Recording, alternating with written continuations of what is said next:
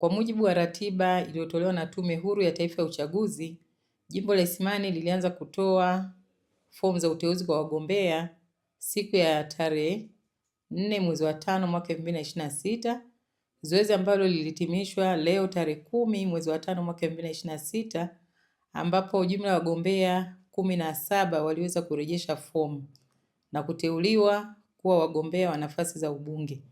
Mgombea mmoja hakuweza kuteuliwa kwa sababu hakurejesha fomu ya uteuzi wa mbunge.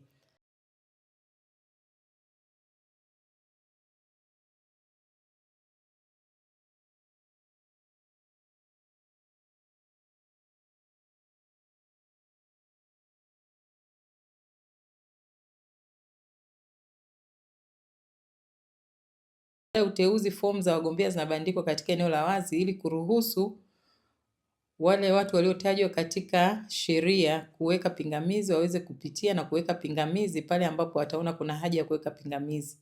Baada ya masaa 24 pasipokuwa na pingamizi, wagombea wote walioteuliwa wataendelea na zoezi la kampeni ambayo inatarajiwa kuanza kesho tarehe 11 mwezi wa 5 mwaka 2026 na kuhitimishwa tarehe 31 mwezi wa 5 mwaka 2026, na siku ya tarehe 1 mwezi wa 6 tutaingia katika zoezi la upigaji kura na kuhitimisha uchaguzi mdogo.